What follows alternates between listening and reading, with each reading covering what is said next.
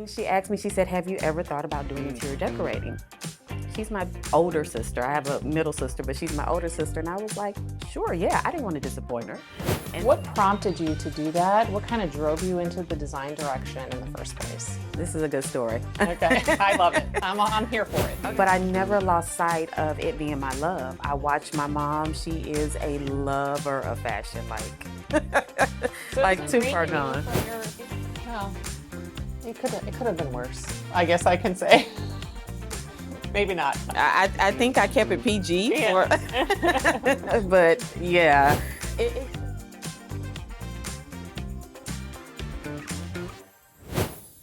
Hello, everyone, and welcome to Design Discussions with Nadine. I'm Nadine, and I'm here with a lovely guest, Rhonnika Clifton of RJClifton Designs. How are you, ma'am? I'm great. How are you? Oh, I'm great. It's great to have you here. I'm so excited to talk about your experience and show people some of your work and get into the nitty-gritty of some of the stuff that you have done in the past and what you have going on. Yeah, sounds good. So this is great. So you started a design business in 2006. So it was more of a decorating business, right? What prompted you to do that? What kind of drove you into the design direction in the first place? This is a good story. Okay, I love it. I'm here for it. Okay, so my first love was actually fashion. So I was working fashion retail, one of my jobs. And I have a sister who's 13 years my senior. And she had opened a furniture store, a resale store. Mm-hmm. And I was working fashion retail and going to school, and I just got my first apartment. So I went to her and I was like, big sister, I need furniture. And so she literally let me fill my apartment with furniture from her store. So I put it together, and her store was about 5 minutes from my new apartment. And she went over one day and she called me at my job. I had a full-time job, and she called me and said, I'm going to start letting people come over to your apartment to see for the model. And I said, what are you talking about? She said, I can't believe you took this furniture from my resale store and put this apartment together. And I was like, okay. And she asked me, she said, have you ever thought about doing interior decorating? She's my older sister. I have a middle sister, but she's my older sister. And I was like, sure, yeah, I didn't want to disappoint her. Mm-hmm. And so I remember going home and I started Googling, like, what is interior decorating? And I just kind of realized it had some similarities in my love for fashion, colors and textures and prints and patterns, and how do you put those things together? And I went to my mom and I said, hey, will you be my guinea pig? Like, can I do something in one of the spaces in the house? And she was like, sure, you can paint the cabinets in the bathroom. So I probably spent months, because it was just me. I was the painter. I was the everything in that moment, to make over her bathroom, because I was literally like looking at a book that I'd ordered and finding out little things and learning as I went. And when I finished that project, I was like, oh, wow, I think I can do this. And then people started asking me to do stuff. And I was like, are you serious? So that's where Decorate a Diva came from. Wow. I literally started a company from just my love and understanding of what I'd studied, learning interior decorating. And Decorate a Diva took off. Like, I became Decorate a Diva. I was synonymous. Like, my name wasn't Rhonnika anymore. So I got magnets for my car, and it just became really popular.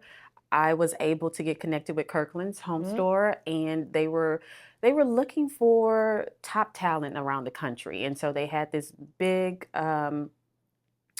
sound off for designers and decorators. And I put my name in the hat.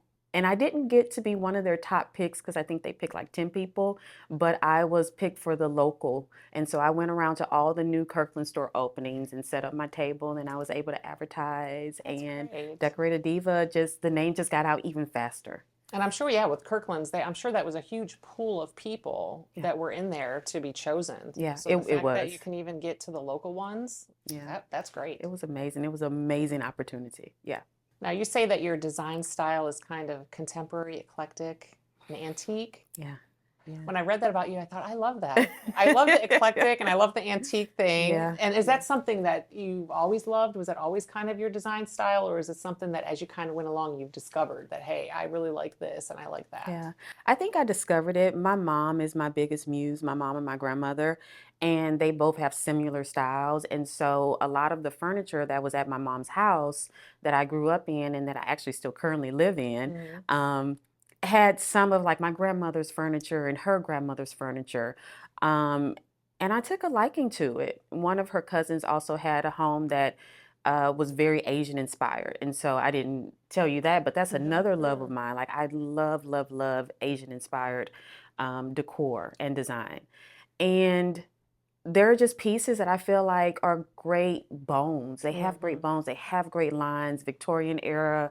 Like, and when you have things like that, you don't just toss them away. You learn how to either incorporate them as Mhm. they are, or you repurpose them in a way that still gives beauty to the bones, but also like a new life.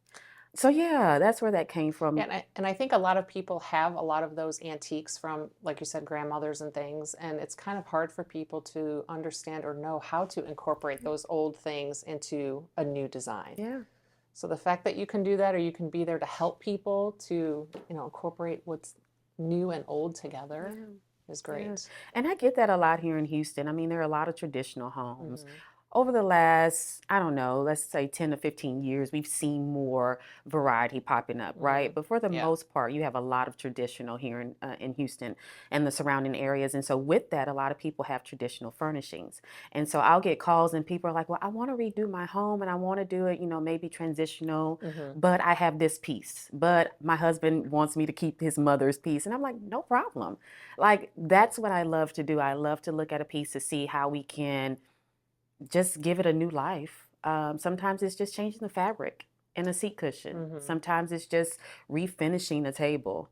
But there's always a way that you can, when you have good bones, you don't get rid of that. Yeah. Because a lot of things are not being manufactured well. Correct.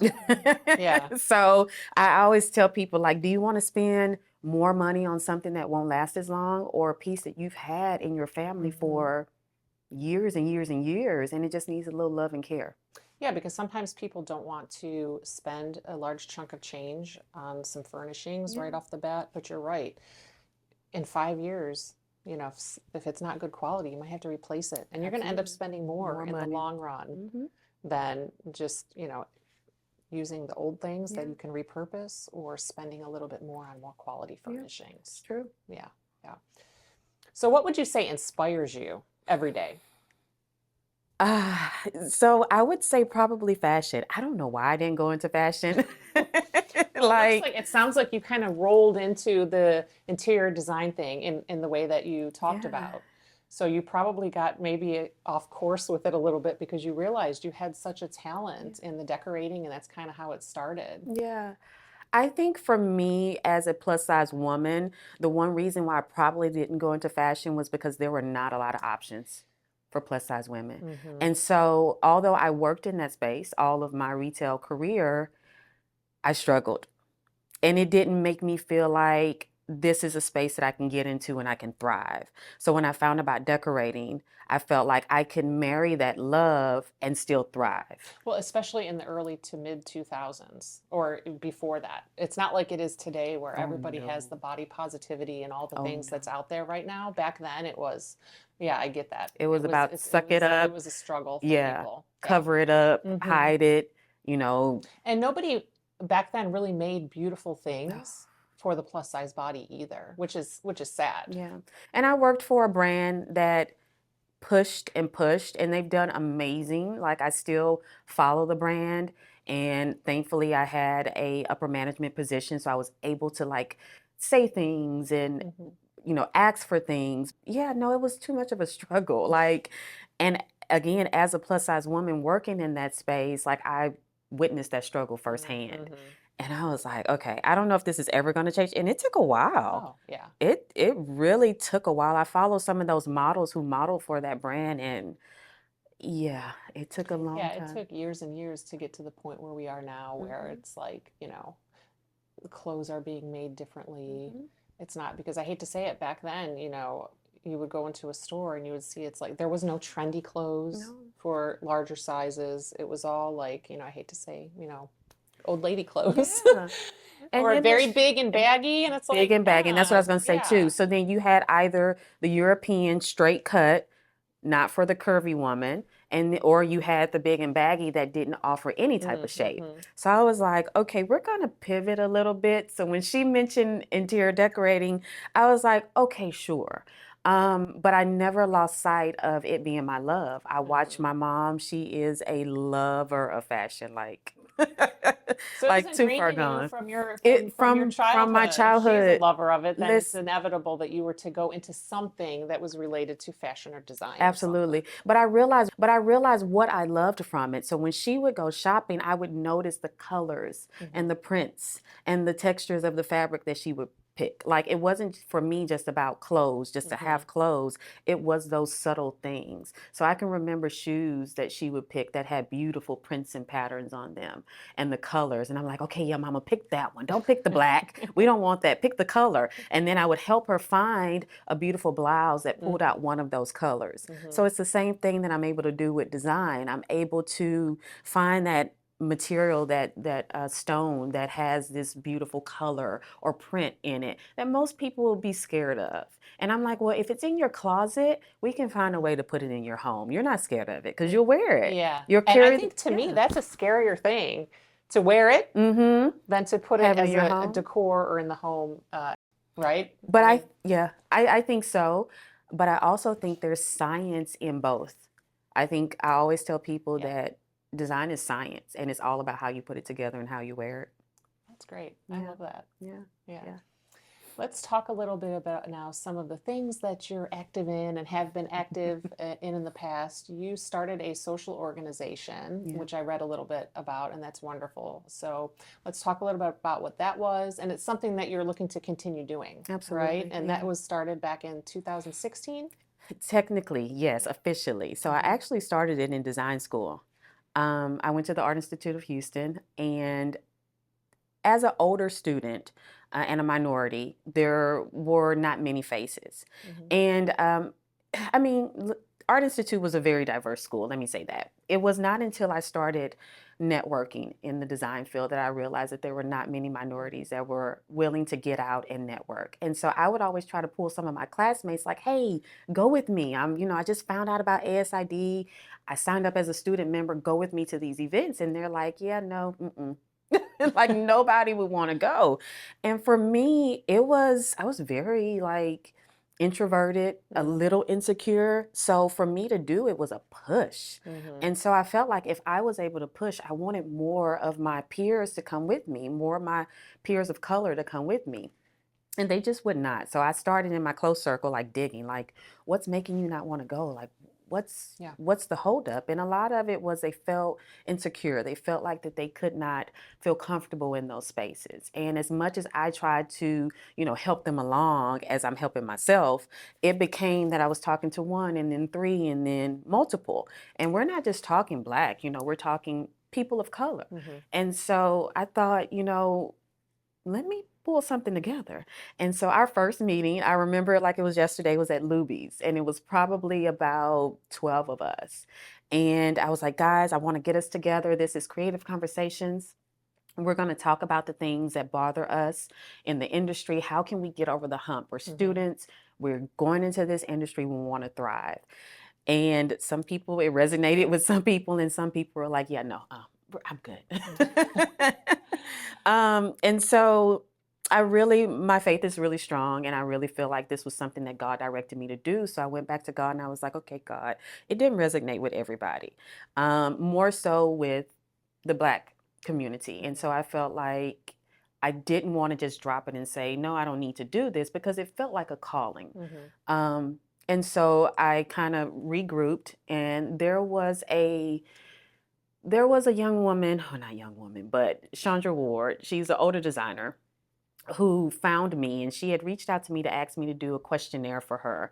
And we started talking and just over the phone and email, we kind of became best of buds.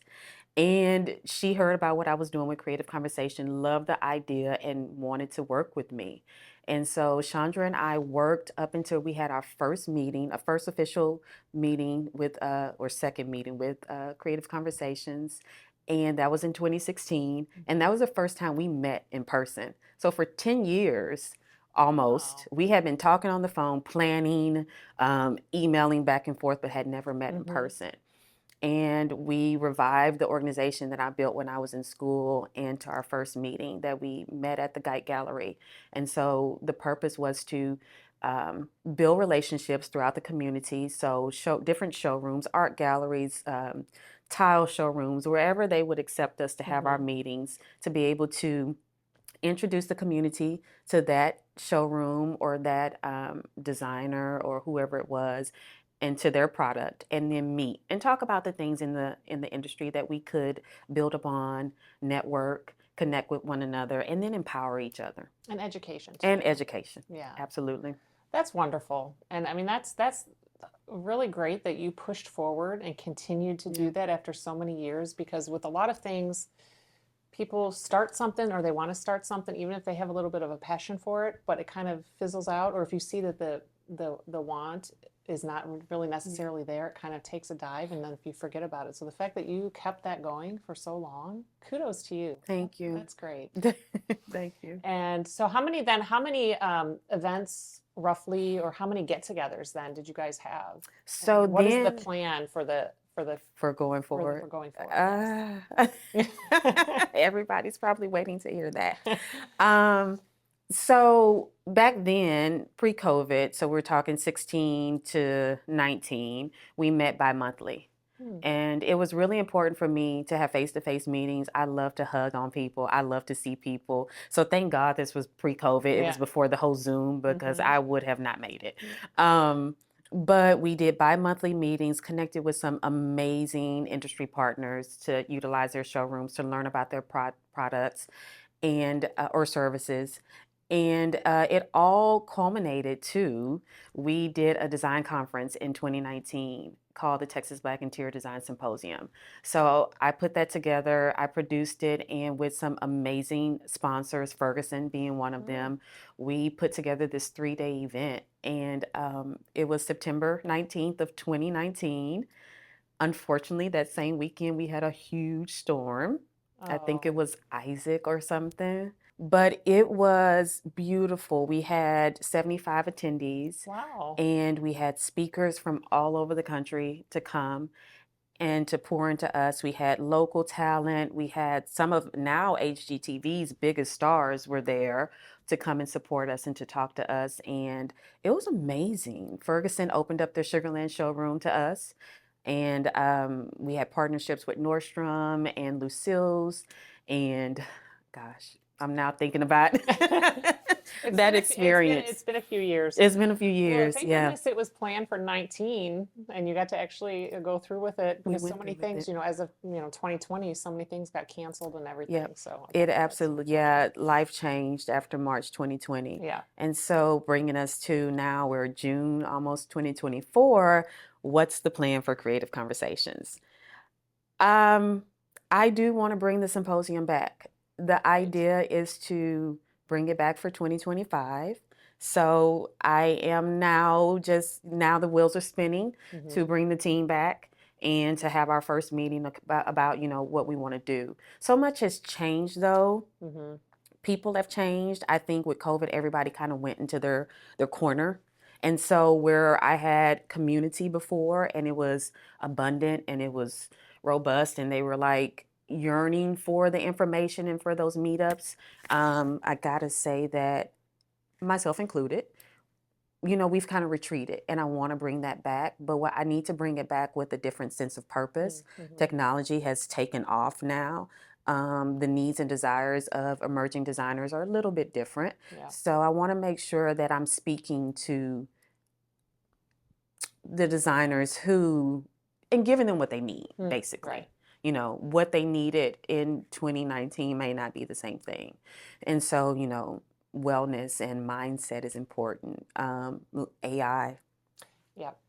I talk a lot about AI on this program, because people have a lot of different views about AI and what it can do and whether people should be scared of it. especially in the design space, Yeah. right? Wondering if it's going to take over and, damage people's businesses, which, I don't know. People have both sides of I've opinions, heard but both I sides too. think I think it could be a helpful tool, Yeah. actually, because I really don't think that it's ever going to replace a People. designer. Yeah. It's not going to replace a person. You need that. Yeah. You're still going to need that person, and people love that personal relationships that they build with people too. So I don't think that's ever going to go anywhere. Yeah. And honestly, I agree. I just had this conversation with somebody yesterday, but I also feel like the same thing with e-design, like how e-design became so Mm-hmm. popular when COVID hit. Mm-hmm. It's not for everybody though. Yeah. Some people got with it and they ran with it. Some people run a whole business on e-design. But some clients are like, yeah, no, Yeah. I need to see it, touch it, feel it. I need you to help me with it. I Mm-hmm. need you here Yeah, at this right. In the home, space. yeah, in the Yeah. space to help me, problem solve it. So, I think they'll all, it's 9 billion people on the planet. Like, if I can't get a client, without having AI, then something's wrong with my marketing. Yeah. Something's wrong with Yeah. me.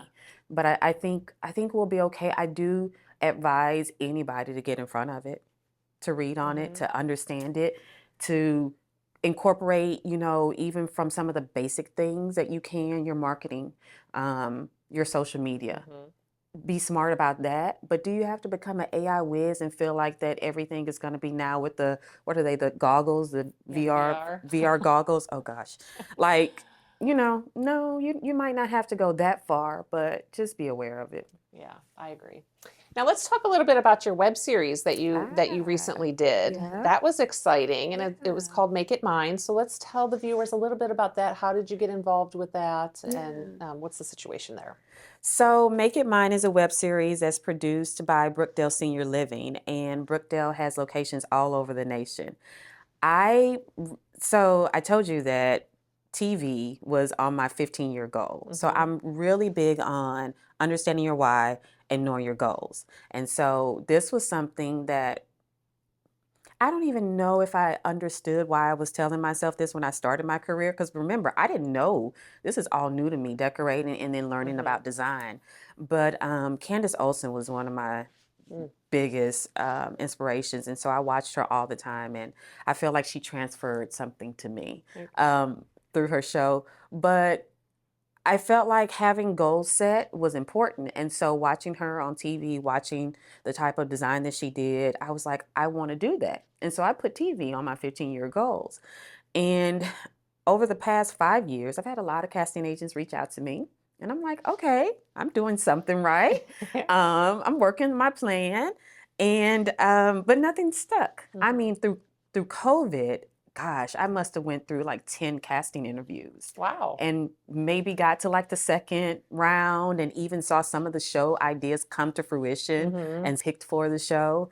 But nothing landed. And I was like, okay, that's okay. I'm still, every opportunity was practice for me. Oh yeah. So that was Mm-hmm. okay. And so then I got this email from a casting agency about Make It Mine.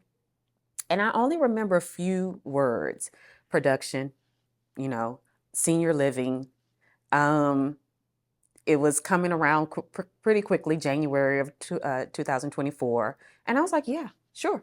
I don't know if I even read the full email, but I have a huge affinity for seniors. Seniors are near and dear to my heart. Mm-hmm. I live with my mom. She's an aging senior.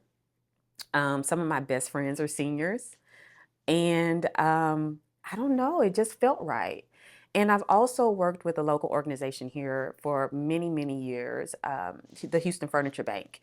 And so a lot of what we did was makeovers. They have a subsidiary called the Divas. Mm-hmm. And the Divas, so once someone was a part of an agency, the agency would refer them to the Houston Furniture Bank and they would get vouchers for furniture. Oh.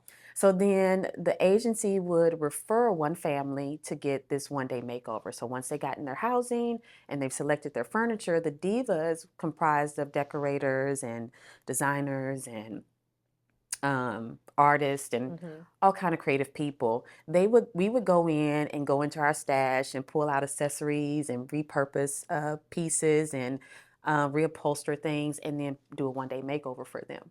Nice. Yeah. So Make It Mine, when I saw a senior one day makeover, I was like, I know this. This is my lane. And I did the casting interview, and that's what I told them. I was like, for all of these things, I think I'm perfect for it. What I didn't realize or factor in was the whole production of it Oh, all. yep.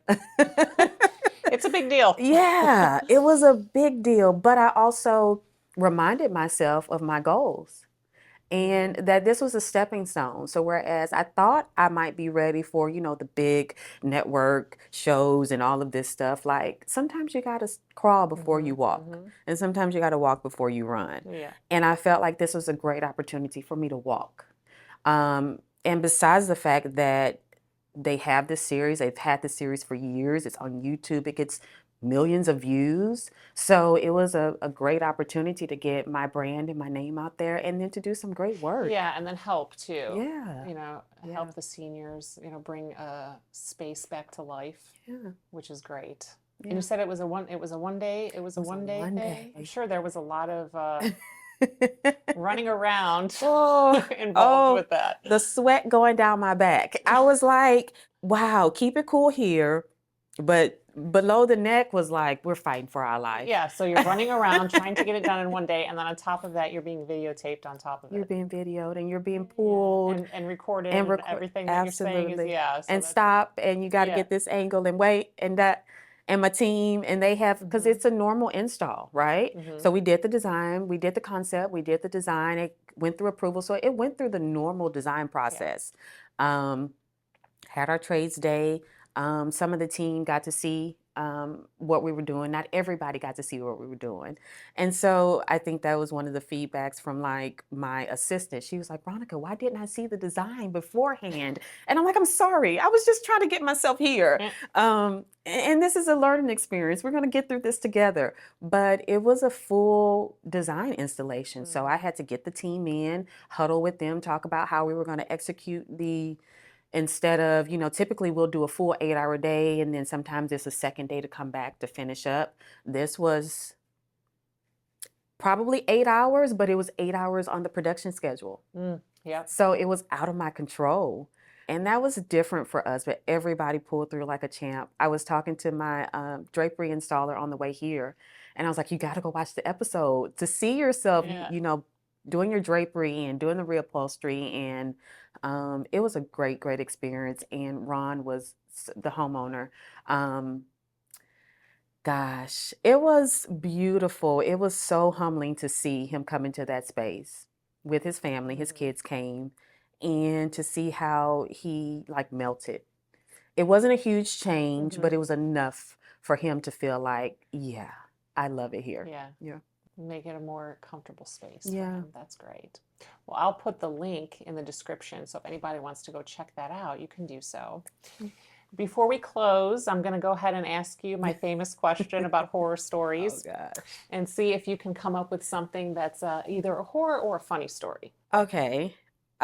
So the one horror that comes out, it truly is a horror, and it's one of those things that I can't even like coach a mentee on because it came out of left field. But we were doing a install for a client. And it was minimal. It was the foyer and the dining room. So we were in the very front part of the home. And like for every client, I let them know that we like for you to be out the home because we want you to come into the element of surprise. And so the homeowner actually told me that she would leave. And on the day of, she was like, nope, I'm not going anywhere. And I'm going to be right here in the room. But the energy, it was just the energy had changed. And, in my mind, I'm kind of checking back, okay, did I do something? Like, was there some type of communication that maybe she wasn't happy with? And it was just like, nope, the energy was different from that day. We had commissioned artwork that was coming in. Like, she just wasn't with any of it. So we were painting. And my painters had asked me at one point, where do we rinse our brushes off? And I was like, I'm not sure. I knocked on the door. The homeowner really didn't want to answer. And so I made an executive decision, and I said, rinse the brushes in the sink, but make sure you clean up, She came out at one point, and I promise you, Nadine, there was probably a drop of water left in the sink. She went ballistic. I didn't tell you you can use my kitchen and don't come in this space and you were doing this space. And I'm like, I've never. Like clients are usually so open. What do you Mm-hmm. need? Understanding because everything is told to them today, Yeah, yeah. beforehand. So they Mm-hmm. know what trades are coming. Mm-hmm. Um, and whereas, no, I didn't specifically say that we would need to use her kitchen sink to rinse out a brush, I also didn't want them trampling through her grass, using her water hose without her permission, Mm-hmm. and leaving paint in her grass. Yeah, it's So, easier to wash it down the sink than to yeah, get it in the grass. I kind of thought I made a good executive decision and it was not. And it just made the experience horrible that it was hard to recover from it. Even when the artist brought over, and these pieces were like 60 by 48, Wow. that two large commission pieces Mm-hmm. for her foyer. And she would not let my artist in her house. She literally stood in the doorway. The artist wanted to explain the pieces to her, sign the back of them, Mm-hmm. leave the artist's note on the back, and Mm-hmm. she just wasn't having it. Was that the story that you said you gave you PTSD? Uh, it did because Oh, I terrible. didn't understand how anybody could be that heartless and kind of cruel. Like, Mm-hmm. and there was nothing that I could say or do. Like, it never recovered, and it's not a good feeling because everybody has their days. Mm-hmm. You can never really understand or control what somebody may be going through. Right. But if nothing else, you can talk to the person and say, hey, look, it's just not a good time right now. Communication. Mm-hmm. And I didn't get that. And I didn't get professional photos. The artist didn't get photos, so it just caused this ripple effect. And my team was like, we're getting the heck out of here.